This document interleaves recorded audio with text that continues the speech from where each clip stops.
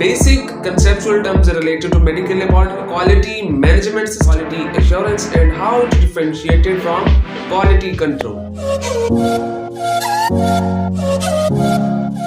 With the beautiful name of Allah is the most merciful and most beneficent. I hope all of you will good. I am Haris, and today we will discuss some basic conceptual terms related to medical laboratory.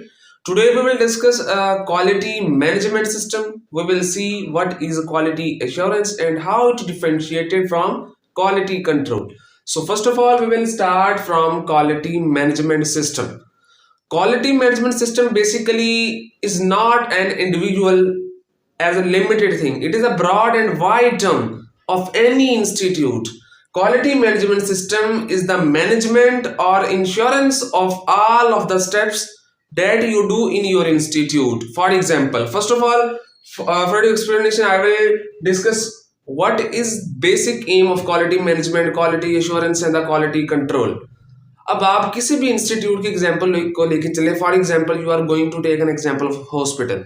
अब hospital का क्या काम होता है, किसने hospital में मौजूद different departments होते हैं जो कि पेशेंट्स की जो वो अपना कैपिटल यूज करते हैं अपनी मेडिकेशन में, अपने ट्रीटमेंट में, अपने डायग्नोस में, अपनी लेबोरेटरी रिपोर्ट्स में. उन सबको हॉस्पिटल का क्या काम है कि उसको इंश्योर करना है पेशेंट को कि जो आप अपना कैपिटल यूज कर रहे हैं, जो आप अपनी जो इनकम यूज कर रहे हैं ट्रीटमेंट में, मेडिकेशन में, डायग्नोस में, हाँ कि इन रिटर्न आपको हॉस्पिटल भी वो क्वालिटी प्रोवाइड कर रहा है, वो इंश्योरेंस प्रोवाइड कर रहा है कि हाँ जो भी प्रोसेस आपके साथ एक हॉस्पिटल में प्रोसीड हो रहा है वो सही हो रहा है या नहीं हो रहा. इन सब को एक हॉस्पिटल के अंदर कंट्रोल करने के लिए हम एक सिस्टम को जानते थे, quality management system. Quality management system is a broad and wide term. ये एक बहुत ज्यादा वसी टर्म है in comparison of assurance and the control, and how they relate to each other we will discuss soon about it. First of all, you should know quality management is a broad and wide term in relation or comparison of assurance and the control. इसके अलावा quality management system का क्या काम होता है, किसी भी institute के अंदर जितने भी डिपार्टमेंट्स होते हैं उन डिपार्टमेंट्स में एक्यूरेसी लेके आना कि उस डिपार्टमेंट्स में जो भी वो रिस्पॉन्सिबिलिटीज वो लोग परफॉर्म कर रहे हैं, हाँ वो सही भी परफॉर्म कर रहे हैं या वो गलत परफॉर्म कर रहे हैं. तो मुख्तलिफ डिपार्टमेंट्स को देखना किसी भी इंस्टीट्यूट के अंदर कि हाँ वो डिपार्टमेंट्स अपना जो रोल प्ले कर रहे हैं, जो भी अपनी एफिशिएंसी कर रहे हैं कि वो एक करेक्ट वे में कर रहे हैं या रॉन्ग कर रहे हैं.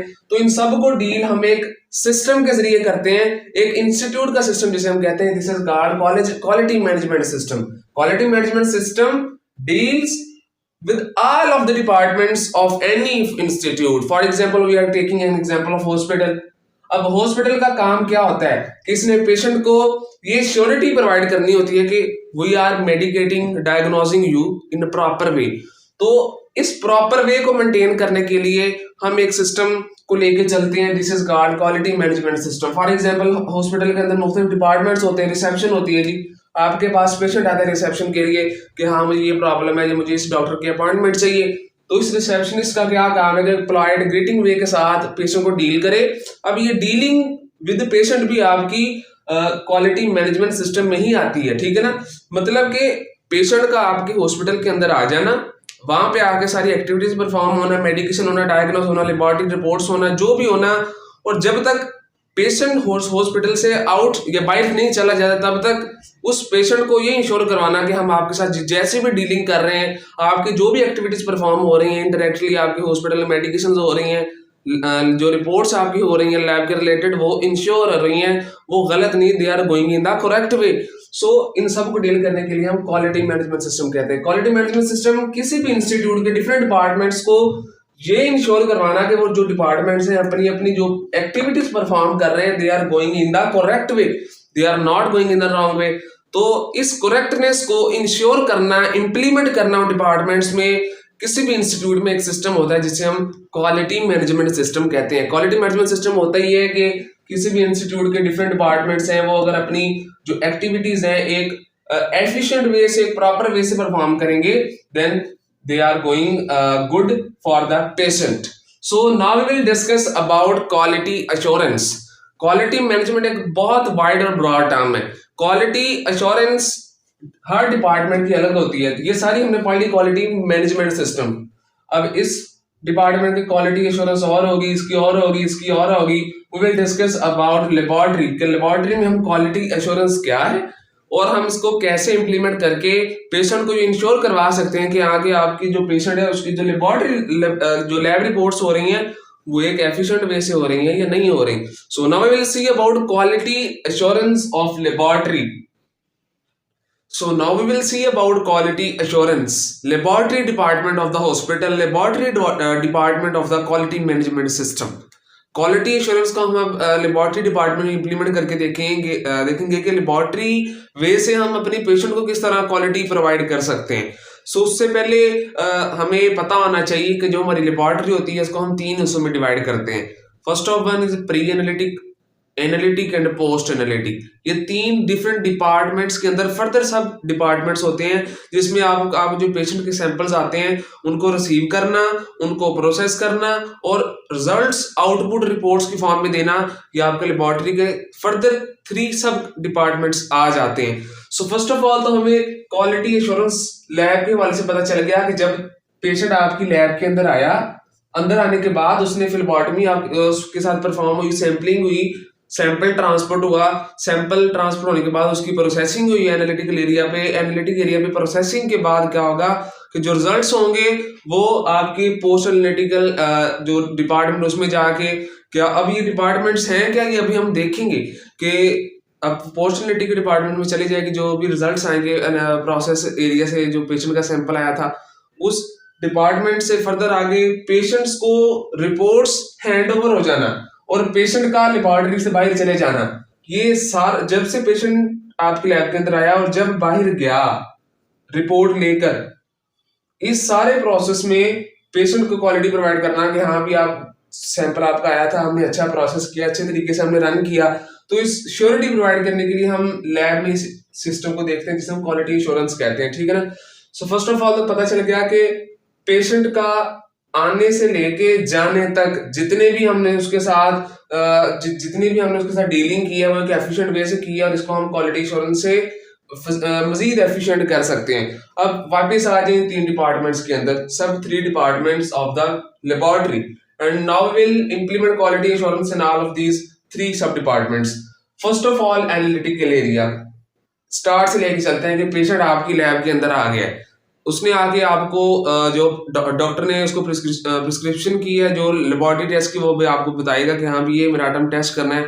तो आप क्या करेंगे, फर्स्ट ऑफ ऑल उसकी फ्लेबोटमी परफॉर्म करेंगे, मतलब उसकी आप सैंपलिंग परफॉर्म करेंगे। सैंपलिंग में अब आपको पता है कि इसमें आप सिरिंजेस यूज करते हैं, उसमें आप अपनी जो कॉटन है वो यूज करते हैं, आप स्वैब्स यूज करते हैं, उसके लिए टॉर्निकेट्स यूज करते हैं।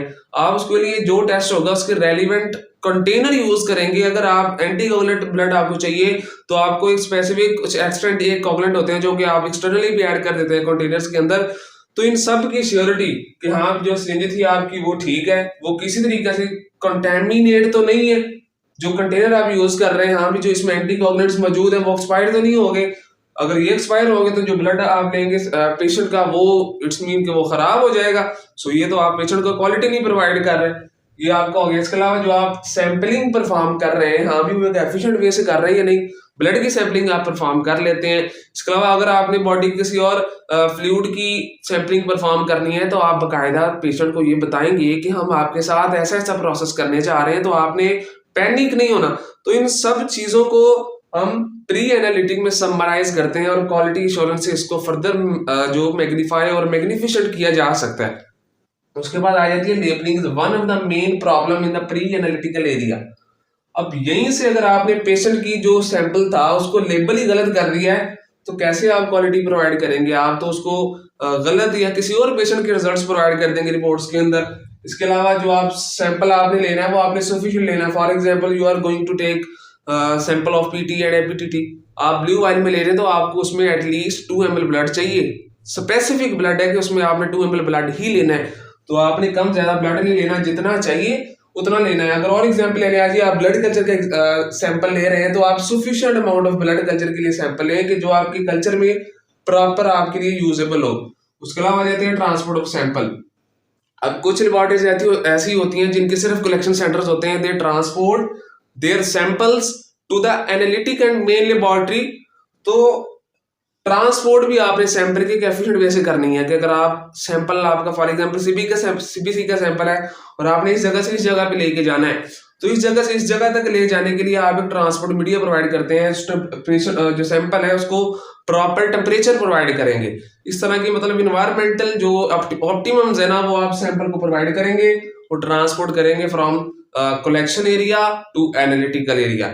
तो इस तरह प्री एनालिटिक में हम क्वालिटी इंश्योरेंस के जरिए अपने जो पेशेंट होते हैं उनको मजीद इंश्योरिटी प्रोवाइड कर देते हैं कि हम जो आपके सैंपल के साथ जो भी हैंडलिंग कर रहे हैं we are going okay and we are doing okay. So now we will discuss about analytical, मतलब जो एनालिटिकल डिपार्टमेंट होता है जहाँ पे सारे लेबोरेटरी टेस्ट परफॉर्म होने होते हैं वो आपका एनालिटिकल होता है। किसी भी लेबोरेटरी का वो एरिया जहाँ पे लेबोरेटरी टेस्ट मैनुअली या ऑटोमेटिकली परफॉर्म होंगे वो आपका एनालिटिकल एरिया होता है। इसको समझने से पहले हम यहाँ पे आ जाते हैं। तो यहाँ पे दो तरह के एरर्स होते हैं, random error and systematic error. Analytical area में ये दोनों तरह के एरर्स आ सकते हैं, ठीक है ना। रैंडम एरर होता है कि किसी भी तरह का एरर, फॉर एग्जांपल आपकी पाइपिंग स्किल्स अच्छी नहीं थी, आपने प्रॉपर ब्लड को सेंट्रीफ्यूज ही नहीं किया अगर आप केमिस्ट्री उसके ऊपर परफॉर्म कर रहे हैं, तो जो random error it may be any human error. और जो सिस्टमैटिक एरर है कि जो आप मशीन्स यूज कर रहे हैं अपने एनालिटिकल एरिया में, जितने भी आप इंस्ट्रूमेंट्स यूज कर रहे हैं, हाँ वो अनकैलिब्रेटेड तो नहीं है, हाँ वो जो आप मशीन से यूज कर रहे हैं उनको उनके प्रॉपर स्टैंडर्ड्स सेम है मशीन के अंदर या नहीं सेम, तो इन सब की श्योरिटी भी हम क्वालिटी एश्योरेंस में प्रोवाइड करते हैं एनालिटिकल डिपार्टमेंट में। तो systematic error is the instrumental error. So ये एनालिटिकल में आ जाता है कि आप जो रिएजेंट्स यूज कर रहे हैं you should use not any expiry reagent, you should do piping 100%, piping skills आपकी अच्छी होनी चाहिए, सेंट्रीफ्यूगेशन आप प्रॉपर करें कि जो भी आपके सैंपल के अंदर काइलोमाइक्रोन्स होते हैं, जितने भी फैटी लिपिड पार्टिकल्स होते हैं वो प्रॉपर सेंट्रीफ्यूज होके हाईली डेंस नीचे बैठ जाएं। एसओपीज आप प्रॉपर अपनी ग्लव्स यूज करें, आप अपनी पीपीईज को यूज करें, पर्सनल प्रोटेक्टिव इक्विपमेंट्स जितने भी हैं वो आप अपने यूज करें। इसके अलावा प्रिसाइज एंड एक्यूरेट, प्रिसिशन और एक्यूरेट को हमें देखना है। For example this is circle and the central one is your target. Accuracy is the closeness of thing to accurate value, यानी closest value to accurate value। अब यहाँ पे आपकी 100 वैल्यू है फॉर एग्जांपल, अब आप कहें कि आपकी वैल्यू 100 ही आए, तो अगर आपकी वैल्यू ऐसी आएगी 100 के आसपास, it's mean this is accurate. अब प्रिसाइज क्या होता है कि एक्यूरेट वैल्यू तो ये है, लेकिन आपकी जितने भी आपने 5 से 6 दफा टेस्ट या वैल्यूज लगाई हैं, टारगेट लगाए हैं, आपकी जो वैल्यूज आ रही हैं वो 90 आ रही है, 89 आ रही है, 91 आ रही है, 100 नहीं आ रही, तो ये जो क्लोजनेस होती है ना वैल्यूज की, ये आपकी प्रिसिशन होती है। तो इसको फर्दर हम एक एक्स्ट्रा वीडियो में देखेंगे जिसमें हम एलजे चार्ट और जो वेस्टरगार्ड रूल्स है उनको देखेंगे, तो उसमें मॉडिफाइडली इसको मैं एक्सप्लेन करूंगा कि what is precision, what is accurate value. इसके अलावा जो आप कैलिब्रेटेड मशीन्स यूज कर रहे हैं, हाँ वो उनको प्रॉपर सप्लाई मिल रही है, जो मशीन्स आप यूज कर रहे हैं हाँ भी वो प्रॉपर कैलिब्रेटेड है या नहीं कैलिब्रेटेड, तो ये सारी हम क्वालिटी इंश्योरेंस में अश्योर करते हैं एनालिटिकल एरिया में कि जो ये सारे फंक्शंस हम परफॉर्म कर रहे हैं दे आर ओके और they are not. Now we discuss about post analytical area. Mostly post analytical area में हम क्लरिकल एरर्स की वजह से जो पेशेंट होता है उसको गलत रिपोर्ट से हैंडओवर हो जाती हैं। अब अगर आपने सही सैम्पलिंग की, सारी प्री एनालिटिकल में जितनी भी इंश्योरेंस है आपने वो फॉलो की, जितनी भी एसओपीज थी एनालिटिकल में आपने सारी एसओपीज को फॉलो किया। अब यहाँ पर क्या होगा कि आप जो रिपोर्टिंग है ना वो पेशेंट को करें, राइट पेशेंट को, जिस पेशेंट से आपने सैंपल लिया था उसी को आप उसी की रिपोर्ट का मतलब हैंड ओवर करें। ये ना हो कि आपने एक पेशेंट का सैंपल रिसीव किया और दूसरे पेशेंट का आप जो अपनी उसकी रिपोर्ट है वो उसको हैंड ओवर कर दें, तो ये भी एक पोस्ट एनालिटिकल एरर में आ जाता है। तो इस एरर्स को खत्म करने के लिए हम क्या करते हैं कि प्रॉपर अंडरस्टैंडिंग के जरिए एक जो उसी पेशेंट को रिपोर्ट प्रोवाइड करनी है जिसने सैंपल आपको दिया या जिस पेशेंट का आपको सैंपल रिसीव हुआ है, और उसी पेशेंट के जो सैंपल होगा उसी की आपने उसकी रिपोर्ट्स उसको हैंड ओवर कर देनी है। सॉफ्टवेयरिंग आ जाती है कि फॉर एग्जांपल आप जितनी भी लेबोरेटरीज हैं गवर्नमेंट और प्राइवेट, सब में पहले बस होता था कि मैनुअली हार्ड फॉर्म में वो आपको रिपोर्ट्स लिख के देते, लेकिन अब स्पेशल सॉफ्टवेयर आ गए हैं जो कि ऑनलाइन वे से ही आप पेशेंट को उसकी जो रिपोर्ट है वो हैंड ओवर कर देते हैं। तो जो आपके सॉफ्टवेयर हैं उसमें भी एरर नहीं होना चाहिए। ये ना हो कि अभी आपने कोलेस्ट्रॉल की वैल्यू 180 लिखी है तो सॉफ्टवेयर में किसी एरर की वजह से any of the clerical error in your computer वो जो वैल्यू है वो 210 लिखी गई है। सो इस तरह के एरर्स को भी कंपनसेट करना, मिनिमाइज करना, ये आपकी क्वालिटी एश्योरेंस में आता है। अगर ये इस तरह की प्रॉब्लम्स आएंगी तो आपके जो पेशेंट है उसके जो रिजल्ट्स उसको मिलेंगे रिपोर्ट्स की फॉर्म में वो गलत मिलेंगे। अब WHO ने ये तो एक लोकलाइज्ड वे में हमने देख लिया कि हम किस तरह क्वालिटी इंश्योरेंस को इंप्लीमेंट करके पेशेंट को क्वालिटी प्रोवाइड कर सकते हैं। अब WHO ने हमें 5 R's की फॉर्म में कह दिया है कि अगर आप ये चीजें फॉलो करेंगे it's mean you are following quality assurance. First of all, right time. आपने क्या किया, पेशेंट का जो सैंपल लिया था राइट टाइम पे आपने लेना है। राइट टाइम पे लेने के बाद उसको राइट टाइम पे आपने एनालिटिकल एरिया में प्रोसेस करना है। एनालिटिकल एरिया में प्रोसेस करने के बाद क्या करेंगे कि जो आपने पेशेंट को टाइम दिया है रिपोर्ट का कि हाँ भी इतने बजे आपको रिपोर्ट मिल जाएगी, वो आप राइट टाइम पे पेशेंट को रिपोर्ट भी प्रोवाइड करेंगे। इसके अलावा राइट रिजल्ट्स, क्या आपके जो रिजल्ट्स जो सारे प्रोसेस हो रहे हैं अगर एक भी तरह का प्रोसेस यहाँ से ऊंच नीच होगी तो जो रिजल्ट्स होंगे वो आपके पेशेंट को प्रॉपर राइट नहीं मिलेंगे। इसके अलावा देख लें राइट स्पेसिमन, हाँ भी अगर आपको ब्लड कल्चर का सैंपल कहा गया तो आप स्टूल का सैंपल ले रहे हैं। सो इस तरह की जो प्रॉब्लम्स होती हैं ये भी आपकी रिपोर्ट्स में प्रॉब्लम काज कर सकती हैं। इससे आपके जो पेशेंट होता है वो किसी तरह से मिसबैलेंस हो सकता है, ठीक है ना। तो उसको अवॉइड करने के लिए क्या कि आपने राइट स्पेसिमन लेना है, राइट पेशेंट के, जिस पेशेंट का आपने सैंपल लिया है, जिसकी स्पेसिमन आपने रिसीव किया है, उसकी प्रॉपर लेबलिंग के बाद उसी स्पेसिमन के रिजल्ट्स आपने पेशेंट को प्रोवाइड करने। इसके अलावा राइट प्राइसेस, कि आपने जो भी गवर्नमेंटल या नेशनल तौर पे जितनी भी जो टेस्ट होते हैं उनकी प्राइसेस चल रही होती हैं तो आपने एक एफिशिएंट वे से, एक honestly way, example you are proceeding sample on any of the rich man, so आप उससे ज्यादा पेमेंट नहीं ले सकते। So right price, right patient, right specimen, right results at the right time, these are 5 R's. If any of the laboratory follow these 5 R's, it's mean this lab is going to implement quality assurance in its all of the laboratory. So ये quality assurance है कि जिस तरह हम laboratory के अंदर quality assurance को implement करके पेशेंट को क्वालिटी प्रोवाइड कर सकते हैं, पेशेंट को एक्यूरेसी प्रोवाइड कर सकते हैं, पेशेंट को प्रिसिशन जो प्रोवाइड कर सकते हैं। So now we will discuss about basic quality control. Quality control के बारे में देखना है और उसके बाद हम देखेंगे कि इन दोनों में बेसिक डिफरेंस है क्या।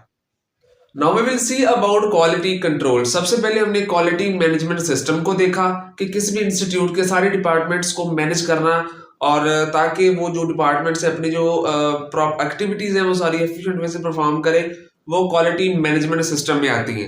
क्वालिटी मैनेजमेंट सिस्टम इज सब divided further into quality assurance of each of the department of relevant institute and the quality control now we will discuss. quality control अगर लैब पर इंप्लीमेंट करके देखें तो laboratory में हमने 3 देखे थे अभी component, post analytical, pre analytical and analytical. Quality control basically concern with analytical department in analytical sub department of the quality assurance. Quality assurance कि जो फर्दर अगर हम डीप सब कंपोनेंट कहते हैं वो क्वालिटी कंट्रोल आ जाती है। और quality control specially focus on all of the tests, कि जहां पे जितने भी वो जो टेस्ट हैं वो परफॉर्म होते हैं, वो सारी एक्टिविटीज परफॉर्म होती हैं स्पेसिमेंस के साथ, उन सब की श्योरिटी होना कि हाँ उस सैंपल के साथ सही डीलिंग हो रही है, मतलब वो जो भी इसकी टेस्टिंग हो रही है जो आपके स्पेसिमेन की, पेशेंट के स्पेसिमेन की, वो स्पेसिफिक परफॉर्म हो रही है, हाँ परफॉर्म वो करेक्ट वे से हो रही है या any of the mistake, any of the wrongness is just going to do. So इसको कंपनसेट करने के लिए हम क्वालिटी कंट्रोल को इंप्लीमेंट करते हैं। Quality control first of all example आपने देख ली, definition, it specially focus on analytical area. Quality management system divided into quality assurance and quality assurance की आगे further subdivision quality control। अगर हम लेबोरेटरी में implement करके देखें तो quality control focus on the analytical area of your laboratory। यानी analytical area में जितनी भी एक्टिविटीज परफॉर्म हो रही हैं, जितने भी आपके जो सैंपल है वो प्रोसेस हो रहा है, तो उसकी श्योरिटी, उसकी करेक्टनेस को मेंटेन करना क्वालिटी कंट्रोल का काम होता है, ठीक है ना। अब क्वालिटी कंट्रोल का एम क्या होता है? क्वालिटी मैनेजमेंट का एम भी यही होता है, क्वालिटी एश्योरेंस का एम भी यही होता है, क्वालिटी कंट्रोल का एम भी यही होता है। First of all preventive action, कि आप अपना जो फंक्शन परफॉर्म कर रहे हैं, स्पेसिमेन के साथ एक्टिविटी परफॉर्म कर रहे हैं, अगर आपको उसमें कोई एरर नजर आ रहा है, for example you are going to proceed analytical process with several and you are not taking any PP, आपके PPE को यूज नहीं कर रहे, आप ग्लव्स यूज नहीं कर रहे, तो इस तरह के एरर्स को मिनिमाइज करने में हम प्रिवेंटिव एक्शन परफॉर्म करते हैं, यानी आप वहां फिर एसओपीज परफॉर्म करेंगे। इसके अलावा क्या होगा कि जो दूसरा एम होता है वो होता है करेक्टिव एक्शन। अगर आपको एरर अब मिल गया है, फॉर एग्जांपल मशीन की बात कर रहे थे इस स्टेप में, कि अगर आपको मशीन का पता चल गया है कि जो मशीन है वो अनकैलिब्रेटेड है, तो उसको प्रॉपर पहले कैलिब्रेट कर दिया जाए, ताकि जो हम रिपोर्ट्स रिजल्ट्स ले रहे हैं वो रॉन्ग ना हो, कि जो आपकी मशीन है अनकैलिब्रेटेड मशीन है, ट्रबल शूटेड मशीन है, प्रॉब्लमाइज्ड मशीन है, वो जो आपको रिजल्ट्स है वो रॉन्ग ना दे। तो जो आपने एरर प्रिवेंट कर लिया, पकड़ लिया, उसको अब करेक्ट करना है, ये दूसरा action. Third one is assessment. अब आपको पता चल गया कि आपकी मशीन भी ओके, आपकी जो रैंडम एरर भी कोई नहीं, आपका सिस्टमेटिक एरर भी कोई नहीं है, तो इस दोनों पॉइंट्स को, सिस्टमेटिक एरर और रैंडम एरर, इन दोनों को हमने प्रिवेंट भी कर लिया और उनकी करेक्शन भी कर ली। अब इस चीज को, कंसिस्टेंसी को मेंटेन करना असेसमेंट एक्शन में आ जाता है। अब इस कंसिस्टेंसी को अगर हम मेंटेन करेंगे तो इसका मतलब है कि हम क्वालिटी कंट्रोल अपनी लैब में इंप्लीमेंट कर रहे हैं। अगर हमने क्वालिटी कंट्रोल की इंप्लीमेंट कर लिया, इट्स मीन हमने क्वालिटी एश्योरेंस को इंप्लीमेंट कर लिया। और अगर हर डिपार्टमेंट अपनी क्वालिटी एश्योरेंस को इंप्लीमेंट करेगा हर डिपार्टमेंट पे, तो क्वालिटी मैनेजमेंट सिस्टम बेहतर होगी। और जब क्वालिटी मैनेजमेंट सिस्टम बेहतर होगी तो पूरा इंस्टीट्यूट बेहतर होगा। और जब पूरा इंस्टीट्यूट बेहतर होगा तो ना सिर्फ उसकी पब्लिसिटी बल्कि पेशेंट्स की नजर में उस इंस्टीट्यूट की ऑथेंटिसिटी भी बढ़ जाती है। ठीक है ना। तो ये quality control, quality assurance and quality management system हमने देख ली। अब क्वालिटी कंट्रोल और क्वालिटी तो दो तरह की होती है, इंटरनल एंड एक्सटर्नल। इंटरनल में क्या होता है कि जितनी भी एक्शंस परफॉर्म हो रहे हैं, preventive action, corrective action, assessment action, pre analytical, analytical, post analytical, वो एक राइट वे में हो और उसमें तरह की कोई प्रॉब्लम ना हो। एक्सटर्नल में क्या होता है कि हम वही जो सैंपल होता है किसी और लेबोरेटरी से टेस्ट करवाते हैं कि हाँ जो हम प्रोसेस डील कर रहे हैं, जो हमने रिजल्ट्स दिए हैं, वो अगर किसी और स्टैंडर्ड लैब को देके उसको भी वही सैंपल दे के, हाँ भी फॉर एग्जांपल हमने कोलेस्ट्रॉल लगाया, अगर हम किसी लैब को स्टैंडर्ड समझते हैं तो उसको भी कहते हैं कि हाँ जी आप इसी स्पेसिमेन का कोलेस्ट्रॉल लगाएं।